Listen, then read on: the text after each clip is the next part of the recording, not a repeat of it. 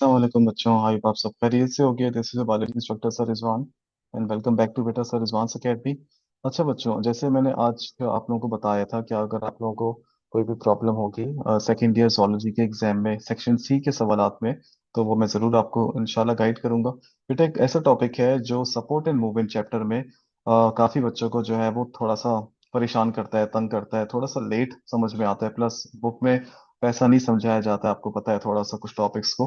तो बेटा उस टॉपिक का नाम है, आपने नाम सुना होगा, mechanism of skeletal muscle contraction और स्लाइडिंग फिलामेंट थ्योरी, ये सब चीज, ultra structure of skeletal muscle.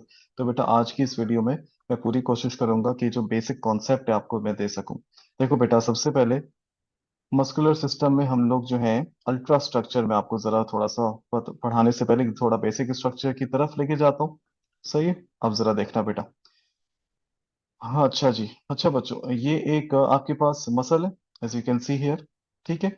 और ये एक बाइसेप मसल लग रहा है हमें। बेटा मसल्स के दो एंड्स होते हैं, मतलब मसल्स ऊपर और नीचे, यानी कि दोनों तरफ से जो बोन से जो अटैच होता है, उसके जो उस टिश्यू को हम लोग टेंडन कहते हैं। आप सबको याद होगा, राइट। उस टिश्यू को हम लोग क्या कहते हैं बच्चों? टेंडन। जो मसल्स को बोन से अटैच करता है। और ऐसे मसल्स को क्या कहते हैं बेटा, जो बोन से अटैच होते हैं? ऐसे मसल्स को हम लोग कहते हैं स्केलेटल मसल्स। ओके बच्चों। अच्छा तो बेटा हम लोग स्केलेटल मसल्स की ही ये अंडरस्टैंडिंग इस वीडियो में पूरी कोशिश करेंगे कि आपको दे सकें। अच्छा बेटा, स्केलेटल मसल जो होता है उसका अल्ट्रा स्ट्रक्चर, यानी कि बहुत डीप स्टडी करने से पहले उसको जरा ऊपर ऊपर से पढ़ के फिर उसके डीप में अंडरस्टैंडिंग फिर आपको इंशाल्लाह हो जाएगी। देखो बेटा, ये देख रहे हो आप? अभी ये मसल थोड़ा सा पुल हो रहा है ना, तो वो उसका जो डायमीटर है वो इंक्रीज हो रहा है। बहुत गौर से देखना बेटा, जिस तरह पूरे हार्ट का जो मसल है वो सराउंड होता है पेरिकार्डियम से, तो ये जो पूरा जो स्केलेटल मसल है ये सराउंड होता है एक मेम्ब्रेन से। उस मेम्ब्रेन को बच्चों क्या कहते हैं? एपीमाइसियम। बहुत गौर से देखते रहेगा, समझ में आ जाएगा। तो बेटा ये जो पूरा स्केलेटल मसल है, इसकी जो सबसे आउटर मोस्ट मेम्ब्रेन है इसको कहते हैं एपीमाइसियम। ये एपीमाइसियम स्केलेटल मसल की कवरिंग है। सही, एपी मीन्स ऊपर, माइसियम मतलब ये बात हो रही है मसल्स की।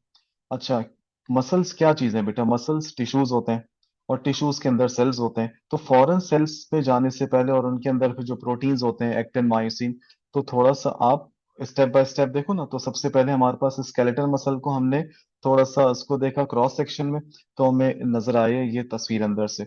डायरेक्ट सेल्स की तरफ नहीं जाएंगे, मैं अभी आपको नहीं बता रहा कि सेल्स कहाँ पर है। अभी थोड़ा सा आप एकदम से बता दिए तो अभी समझ नहीं आ पाएगा। तो बेटा आहिस्ता आहिस्ता से हम लोग अगर ग्रेजुअली इसको अंडरस्टैंड करें, तो सबसे ऊपर वाला जो स्केलेटल मसल की पहली मेम्ब्रेन है वो कौन सी हो गई बच्चों? एपीमाइसियम। अब एपीमाइसियम को हमने देखा कि एपीमाइसियम या एक मसल को हमने क्रॉस सेक्शन में देखा, तो अंदर क्या है? तो बेटा इसकी एग्जांपल ऐसी है कि क्लास है, स्टूडेंट्स बैठे हुए हैं और वो जो क्लास की दीवारें हैं वो एपीमाइसियम है। मैं क्लास के अंदर गया तो स्टूडेंट्स के कुछ ग्रुप्स बने हुए हैं। तो सही, अब मैं यानी कि इस मसल के मैं अंदर जाऊंगा, स्केलेटल मसल के क्रॉस सेक्शन व्यू देखूंगा तो मुझे बंडल्स नजर आएंगे। ये आप सबको बंडल्स नजर आ रहे हैं बच्चों? सही। और इन बंडल्स के दरमियान में मेम्ब्रेन भी होती है जो एक बंडल को दूसरे से सेपरेट करती है। सही, अब जरा देखना, देखते रहिएगा। एपीमाइसियम के बाद क्या आएगी? एपीमाइसियम सबसे ऊपर वाली मेम्ब्रेन हो गई। अब मसल्स के दरमियान, मसल्स के जो वो होते हैं आपका, ये जो बंडल्स हैं जिसमें मसल सेल्स पड़े हुए हैं, उन बंडल्स के दरमियान की जो मेम्ब्रेन है इसको कहते हैं पेरीमाइसियम। सही है। उन बंडल्स के दरमियान वाली मेम्ब्रेन का नाम क्या है? पेरीमाइसियम। मैं यहाँ लिख भी देता हूँ, ये देखो आसान लफ्जों में। सबसे पहले आपके पास थी बच्चों एपीमाइसियम, फिर आ गई आपके पास पेरीमाइसियम। ठीक है। देखो सबसे पहले हम लोग आए, the whole muscle, the whole muscle is surrounded by a, बहुत आसान लफ्जों में बता रहा हूँ, बाय मेम्ब्रेन कॉल्ड एपीमाइसियम। सही। इनसाइड, इनसाइड, इनसाइड दिस, बहुत आसान लफ्जों में चलो लिख देते हैं, inside this muscle bundles of muscle fibres. आपको पता है ना बेटा, मसल के सेल्स को हम लोग क्या कहते हैं? Muscle fibres. रीजनिंग वीडियो में बताया था। Inside this muscle bundles of muscle fibres are present. सही है। और इन बंडल्स को आपस में कौन सेपरेट करता है बेटा? पेरीमाइसियम। दीज बंडल्स, पहले इन बंडल्स का नाम भी देख लो। इन बंडल्स को कहते हैं क्या? यानी कि मैं क्लास के अंदर गया तो क्लास में बच्चे ग्रुप बना के बैठे हुए हैं, तो हर एक ग्रुप के दरमियान की जो सेपरेशन है उसको कहते हैं पेरीमाइसियम।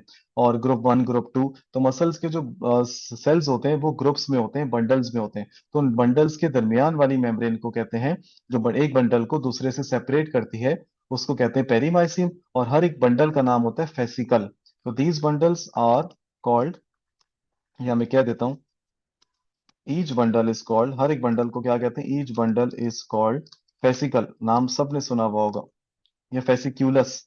सही, अगर मैं एक की बात करूं तो फेसिक्यूलस, ये लो। सही, फेसिकल्स उसकी प्लूरल फॉर्म हो गई, या फेसिकल लिख दो, चलो खैर हो गई। अब खुश? सही। और ये जो बंडल्स हैं, these bundles are separated, these bundles are separated, these bundles are separated by a membrane। इन बंडल्स के दरमियान कौन सी मेम्ब्रेन है? इसको कहते हैं बच्चों, मेरे प्यारे बच्चों, पेरीमाइसियम। अब हम बंडल्स तक तो पहुंच गए। अब हमें बंडल के अंदर क्या चाहिए? अब हमें बंडल के अंदर सेल्स तक पहुंचना है। और अगर आप देखो थोड़ा सा इस वीडियो को बेटा गौर से, ये जो आपको रेड और ब्लू नजर आ रहे हैं, परेशान नहीं होना, रेड आर्टरी है बेटा, क्योंकि मसल्स में ब्लड सप्लाई होती है। वेन आपके पास ब्लू होती है, और येलो आपके पास लिम्फेटिक वेसल कर लो। सही, थोड़ा सा आगे जाते हैं। पेरीमाइसियम तक तो हम पहुंच गए, अब हमें बंडल्स के अंदर जाना है। सही, पेरीमाइसियम। अब हमारे पास उस बंडल में से क्या निकला? सही है, अब हमने एक बंडल निकाल लिया। सही, अब हमने एक बंडल निकाल लिया। बहुत सारे बंडल थे ना, तो हर बंडल में सेल्स होते, तो कोई सा भी बंडल निकाल लो। देखो यहाँ पे इन्होंने लिखा हुआ भी था फेसिकल, ये देखो बच्चों, फेसिकल। सही है? तो बंडल के अंदर सेल्स या सेल्स के अंदर बंडल, तो आप बोलोगे सर बंडल के अंदर सेल्स, बंडल का नाम फेसिकल। अच्छा, बंडल के अंदर सेल्स होते हैं, यानी कि ग्रुप बना हुआ है, ग्रुप बना दिया, और उसमें है स्टूडेंट्स। तो स्टूडेंट्स के दरमियान की जो मेम्ब्रेन है, यानी कि एक स्टूडेंट, यानी कि एक मैंने बंडल निकाला, एक मैंने ग्रुप निकाला, उसका नाम है ग्रुप नंबर वन। सही है? या फेसिकल। तो उस ग्रुप में चार स्टूडेंट्स हैं, तो हर स्टूडेंट दूसरे से सेपरेट थोड़ा सा बैठा हुआ है, थोड़ा सा फासला है। उस है एक ही ग्रुप, लेकिन जो आपस में जो सेपरेशन है उस ग्रुप के अंदर स्टूडेंट्स की, सही है, तो उस सेपरेशन को क्या कहेंगे? एंडोमाइसियम। तो मैं क्या कहूंगा बेटा? inside each fascicle muscle fibers are present। अच्छा, मैं दोबारा लिख देता हूँ, हालांकि मैं ऊपर लिख चुका हूँ, खैर हो गई। Muscle fibres are present which are separated, यानी कि muscle cells are present which are separated by a membrane, by a membrane called endomysium. Endomysium, endo ही हो गया ये, एंडोमाइसियम। एंडोमाइसियम क्या करती है? एंडोमाइसियम उस बंडल के अंदर जो सेल्स होते हैं उनको आपस में सेपरेट करती है। सही है? तो इतने सारे सेल्स हैं, तो आप किसी एक सेल को स्टडी करो, सबकी एक ही बात है। सही, मसल फाइबर का मतलब क्या है? कि अब इन्होंने इस एनिमेशन में, इस वीडियो में इन्होंने क्या दिखाया? इन्होंने बंडल के अंदर से क्या निकाल लिया बच्चों? एक सेल निकाल लिया। मसल फाइबर, मसल सेल एक ही बात है। अब हम उस सेल के अंदर जाएंगे। अच्छा बेटा, हर मसल, सॉरी, हर सेल की सेल मेम्ब्रेन होती है, तो मसल का सेल भी सेल, एक सेल है ना, मसल का सेल भी एक सेल ही तो होता है बेटा। तो मैं अब नेक्स्ट लाइन में क्या लिखूंगा? नॉर्मल सेल की सेल मेम्ब्रेन को क्या कहते हैं? Plasma membrane, cell membrane. तो अब यहाँ पे मैं लिख देता हूँ, the, sorry, each muscle fibre या सेल, चलो लिख सकते हो, लेकिन सेल फाइबर सही है, यूजुअली फाइबर्स बोलते हैं। ईच मसल सेल या each muscle fibre is surrounded by cell membrane. बस यहाँ पे सेल मेम्ब्रेन का नाम क्या है? सार्कोलीमा, सार्कोलीमा। सही है? पहले था स्केलेटल मसल। मैं दोबारा बताता हूँ, ये देखो बच्चों, सबसे पहले था स्केलेटल मसल। स्केलेटल मसल की सबसे आउटर मोस्ट मेम्ब्रेन का क्या नाम था बच्चों? एपीमाइसियम। ठीक है, उस सेल, उस मसल के अंदर गए तो बहुत सारे क्या मिले? बंडल्स मिले। जो आपस में बंडल्स को सेपरेट करती है उसका नाम क्या है? पेरीमाइसियम। बहुत सारे बंडल्स में से कोई एक निकाला, एक को कहेंगे फेसिकल। ऐसे ही है, उस एक के अंदर बहुत सारे सेल्स होंगे, सेल्स को कहते हैं मसल फाइबर्स। उन तमाम सेल्स के दरमियान में जो मेम्ब्रेन होती है उसको कहते हैं एंडोमाइसियम। उसमें से हमने फिर कोई एक सेल निकाल लिया, उस एक सेल के ऊपर जो मेम्ब्रेन होती है उसको हम लोग कहेंगे सार्कोलीमा। सही, सार्कोलीमा। और ये जो आपको डॉट डॉट्स नजर आ रही है, ये न्यूक्लियस है, ये न्यूक्लिया है, यानी कि स्केलेटल मसल्स में बहुत सारे क्या होते हैं, न्यूक्लियाई होते हैं। तो आप लिख सकते हो, each muscle fibre is multi nucleated. Multi nucleated यानी कि हर मसल फाइबर या हर हर हर मसल सेल में बहुत सारे न्यूक्लियस होते हैं। सही, मैं पॉइंट्स बता रहा हूँ बेटा आपको। ये आपको यहाँ से एक्टिन मायोसिन के स्लाइडिंग फिलामेंट तक समझ में आ जाएगा। सर हम लोग जो है वो एक मसल सेल के अंदर क्या देख रहे हैं, दोबारा बताता हूँ। ये जो यहाँ पे हमने निकाला है बेटा, ये इस बंडल में से एक सेल है। उस सेल के अंदर क्या है, उस सेल के अंदर भी स्ट्रक्चर्स होते हैं ट्यूब्यूलर, उनको हम लोग कहते हैं मायोफिब्रिल। तो मैं यहाँ लिख देता हूँ। अब क्या लिखा, ईच मसल सेल, यानी कि अब हम सेल तक तो पहुंच गए अल्हम्दुलिल्लाह। ईच मसल सेल या fibre contains tubular structures called myofibril, called myofibril. अब मायोफिब्रिल के अंदर ये होगा दो किस्म के प्रोटीन्स, एक का नाम है एक्टिन और एक का नाम है मायोसिन। और याद करो बच्चों, आप लोगों ने अपने टीचर से जरूर सुना होगा, स्केलेटल मसल जो होता है वो बेटा स्ट्रिएटेड होता है, इसमें पट्टियां होती हैं, स्ट्राइप्स होती हैं। वो तो बेटा ये इलेक्ट्रॉन माइक्रोस्कोप में अगर आप सेल्स को देखोगे स्केलेटल मसल के और कार्डिक मसल के, तो आपको अल्टरनेटिवली एक के बाद एक छोड़ के आपको डार्क और लाइट जोन्स यहीं से सामने नजर आ रहे हैं। मतलब इलेक्ट्रॉन माइक्रोस्कोप से अगर आप देखो, ये देखो बेटा जहां मेरा माउस है बच्चों, dark zone, light zone, dark light, dark light, dark light, dark. सही। उस मायोफिब्रिल को भी निकाला हमने एक सेल में से, तो अब हमें उस मायोफिब्रिल के अंदर से दो किस्म के प्रोटीन मिल गए बच्चों। एक होते हैं पतले प्रोटीन्स एक्टिन, थिन मायोफिलामेंट या थिन फिलामेंट, फिलामेंट का मतलब थ्रेड जैसे, धागे जैसे। और एक होते हैं थोड़े से मोटे फिलामेंट्स, एम फॉर मोटा, एम फॉर मायोसिन। तो ये दो किस्म के प्रोटीन्स होते हैं। जब हमारा स्केलेटल मसल बेटा कॉन्ट्रैक्ट करता है तो देखना इनके साथ क्या होगा, ये होता है। ये काम दोबारा देखो आप बच्चों, जब हमारा स्केलेटल मसल कॉन्ट्रैक्ट करता है तो अंदर से क्या मामलात हो रहे होते हैं, अंदर से ये होता है, एक्टिनोमाइसिन फिलामेंट्स कॉन्ट्रैक्ट करते हैं, तब हमारा स्केलेटल मसल कॉन्ट्रैक्ट होता है। तो इन्होंने पहले पूरा बाहर से डीप तक गए, डीप से फिर उन्होंने वापस इस चीज को रिवर्स करके दिखाया। और आप लोग सोच रहे हो कि यार सर आपने ये नहीं बताया सार्कोमेयर। बेटा दोबारा बताता हूँ, हम क्लास के बाहर मौजूद हैं, हम क्लास के अंदर गए तो क्लास की दीवारें हैं एपिमाइसियम। ठीक है, उस क्लास के अंदर, यानी कि क्लास मतलब मसल, उस क्लास के अंदर गए तो हमें बहुत सारे ग्रुप्स मिले स्टूडेंट्स के। हर एक ग्रुप जो है उसको कहेंगे फेसिकल। सही। और जो एक ग्रुप के दरमियान, एक ग्रुप से लेकर दूसरे ग्रुप तक सेपरेशन है, यानी कि ऐसी चीज जो एक ग्रुप को दूसरे से सेपरेट करती है, उसको कहते हैं पेरीमाइसियम। ठीक है, मैंने ग्रुप नंबर 1 के अंदर 4 स्टूडेंट्स को स्टडी करना है, फिर मैंने उस ग्रुप 1 को सेलेक्ट किया, उसके अंदर 4 स्टूडेंट्स हैं। हर स्टूडेंट का मतलब है एक मसल फाइबर या एक मसल सेल। उन 4 स्टूडेंट्स के दरमियान की जो सेपरेशन है उसको मैं कहूंगा एंडोमाइसियम। डन। अब मैं मसल सेल के अंदर क्या देखूंगा, उस मसल सेल के अंदर होता है एक स्ट्रक्चर मायोफिब्रिल। उस मायोफिब्रिल में दो किस्म के प्रोटीन्स हैं, एक्टिन और मायोसिन। डन। और स्केलेटल मसल सेल का जो सेल मेम्ब्रेन होती है उसको कहते हैं सार्कोलीमा। सही है। स्केलेटल मसल सेल का जो प्लाज्म होगा, फ्लूइड होगा, उसको कहेंगे सार्कोप्लाज्म। सही। और स्केलेटल मसल सेल क्या होते हैं बेटा, स्केलेटल मसल सेल्स या मसल फाइबर क्या होते हैं उसके, मल्टी न्यूक्लिएटेड। मैं यहाँ लिख देता हूँ, स्केलेटल मसल की बात हो रही है ना, यहाँ पे लिख देता हूँ स्केलेटल मसल। तो ये शॉर्ट पॉइंट्स बनाए। सही बच्चों, यहाँ तक समझ में आ गया, एक्टिन और मायोसिन हो गया। अब मैं आपको एक और दिखाता हूँ बेटा। अब आ जाओ जरा स्लाइडिंग फिलामेंट थ्योरी की तरफ। स्लाइडिंग फिलामेंट थ्योरी से थोड़ा सा पहले बेटा एक और चीज है, जरा गौर से देखना। बच्चों ये क्या है सर, ओए होए।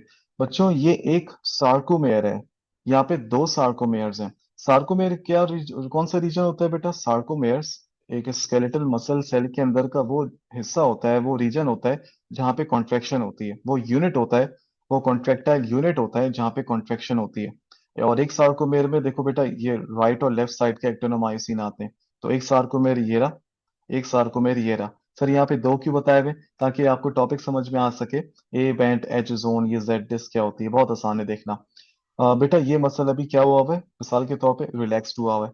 सही। एक एक रिलैक्स मसल में उसके सार्कोमेर में जो एक्टिन होते हैं जो यहाँ पे पर्पल से बने हुए, और जो मायोसिन होते हैं जो यहाँ ग्रीन से बने हुए, इनकी क्या हालत होती है। देखो रिलैक्स स्टेट ये कॉन्ट्रैक्टेड स्टेट में ही हो जाएगा कि दोनों साइड के, ये देखो बच्चों दोनों साइड के, अगर आप एक सार को मेरे को ही देख लो, लेफ्ट या राइट तो कोई मसला नहीं है।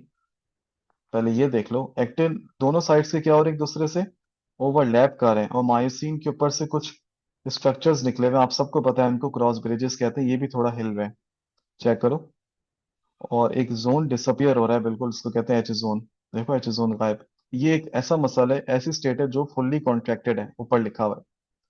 तो ये काम करने के लिए जो थ्योरी डिफाइन है वो है स्केलेटल मसल थ्योरी वाली स्लाइडिंग फिलामेंट थ्योरी, या क्रॉस ब्रिज साइकिल। सही बच्चों, तो अभी मैं आपको पहले ये बता देता हूँ कि दो सार्कोमेयर का स्लीव है, क्योंकि एक मसल सेल के अंदर हजारों लाखों सार्कोमेयर्स होते हैं। हमें एटलीस्ट दो पढ़ने होते ताकि ये जेड डिस्क का कॉन्सेप्ट समझ में आ जाए। सही है, यानी कि हम लोग बेसिक स्ट्रक्चर से अब जा रहे हैं ultra structure of skeletal muscle की तरफ। सही बच्चों। एक ultra structure of skeletal muscle में क्या होता है, ये देखिए बच्चों। एक सार्कोमेयर है यहाँ इस ब्लू से लेके यहाँ तक, एक सार्कोमेयर है यहाँ से लेके यहाँ तक। एक सार्कोमेयर के अंदर एक बैंड होता है बेटा, उसको कहते हैं ए बैंड। सही, ए फॉर एनाइसोट्रॉपिक। सही है, और उसके अंदर एक जोन होता है बच्चों, एच जोन। एच का मतलब होता है हेली, हेली का मतलब होता है ब्राइट, और ये देखो जोन ब्राइट है। सही। अच्छा, दो सार्कोमेयर्स को जो आपस में सेपरेट करती है उस डिस्क को कहते हैं जेड डिस्क। जेड का मतलब होता है जुइशन, आपकी बुक्स में सीधे हाथ के पेज पे सब लिखा हुआ है जुइशन, और जुइशन का मतलब होता है बीच में। तो क्या जेड डिस्क दो सार्कोमेयर्स के बीच में नहीं है? बिल्कुल है। और जेड डिस्क के ऊपर एक बैंड होता है I band, I for isotropic, जो विजिबल लाइट को आराम से पोलराइज कर देता है, तो ये लाइट एरिया है। और ए बैंड वाला थोड़ा सा डार्क एरिया है, ये याद रखिएगा। तो आपको यही याद रखना है, बस इतनी सी चीजें। ये देखो आप, जब जब आपका स्केलेटल मसल कॉन्ट्रैक्ट होता है तो ए बैंड नैरो हो रहा है या आई बैंड? गौर से देखो, आपको लग रहा होगा ए बैंड हो रहा है, ए बैंड में कुछ भी नहीं हो रहा बेटा। जो आई बैंड है वो नैरो हो रहा है। तो जब मसल कॉन्ट्रैक्ट हो जाता है या हो रहा होता है, तो आई बैंड नैरो हो गया या डिसअपियर हो गया? डिसअपियर तो नहीं हुआ सर, आई बैंड नैरो हो गया। और ये जो देखो, ये एच जोन जो था वो क्या हो गया, बीच का जो पहले ब्राइट था अब वो बिल्कुल डिसअपियर हो गया। तो एच जोन क्या हो गया, डिसअपियर। और A band remains unchange, A band को कोई फर्क नहीं पड़ा, वो उसमें कोई चेंजिंग नहीं आई।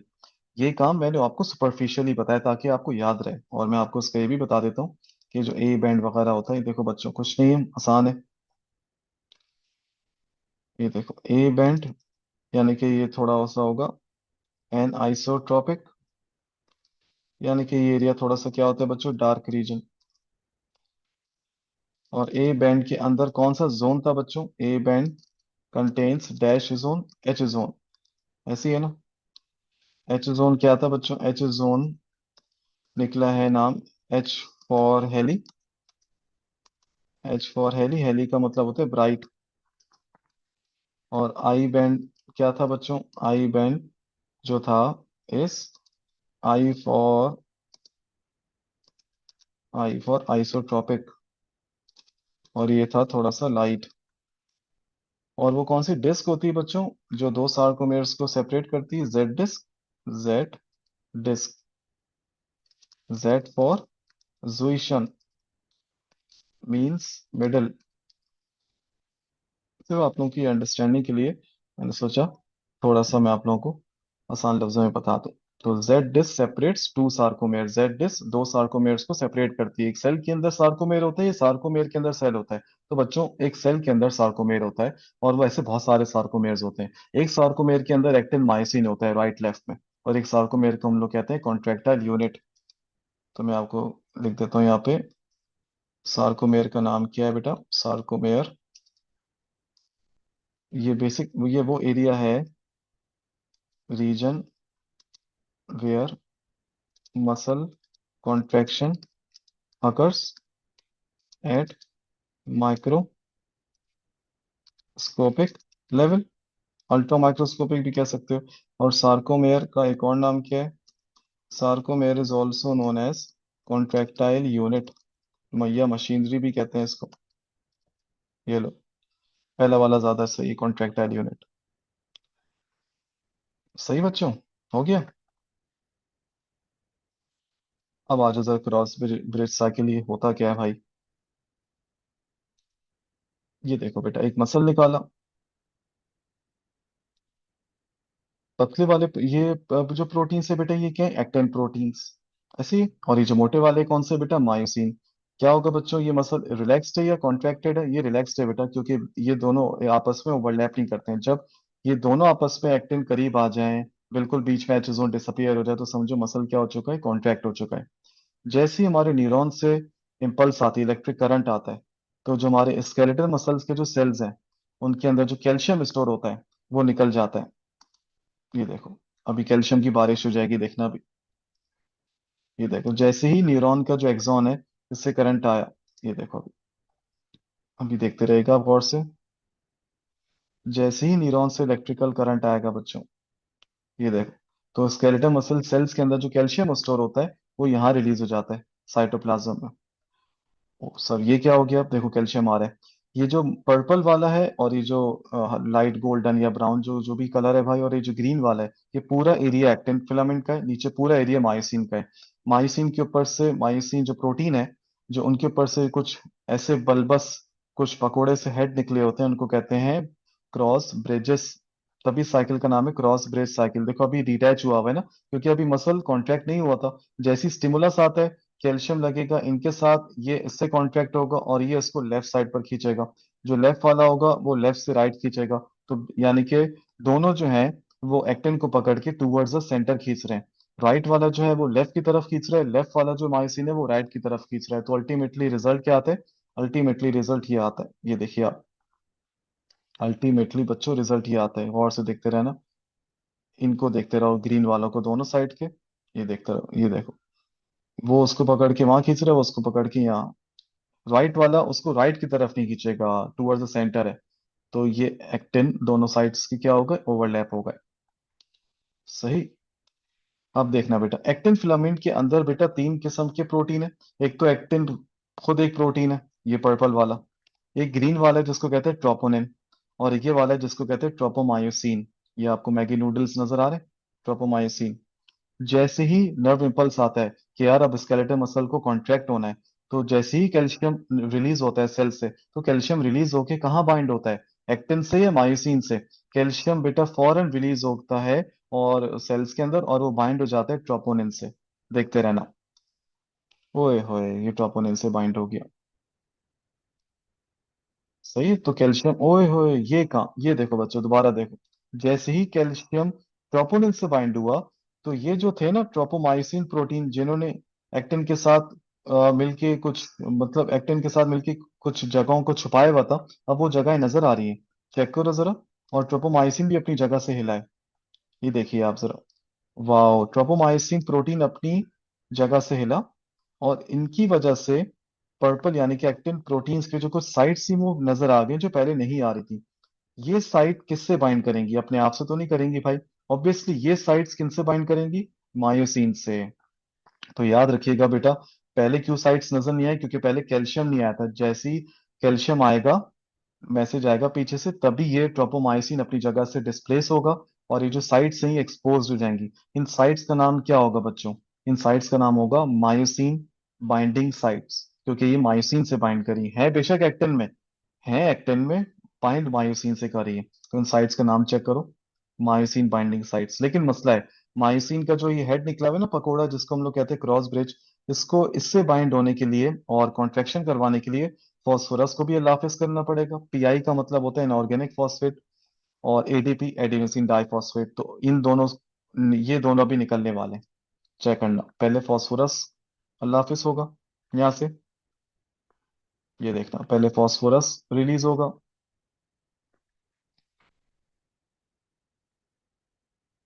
देखते रहेगा। हाँ, अब एडीपी भी रिलीज हो जाएगा, एडीपी एडिनोसिन डाइफॉस्फेट। पहले फॉस्फोरस को लाफिस किया, फिर एडीपी को लाद पड़ी। सही, ये है देखो, ये वही काम है बच्चों, एग्जैक्ट। मेरे प्यारे बच्चों, ये वही काम है। एक मिनट, एक मिनट मेरे बच्चों, ये वही काम है मेरे बच्चों जो यहाँ पे हो रहा है। चेक करो इनकी मूवमेंट।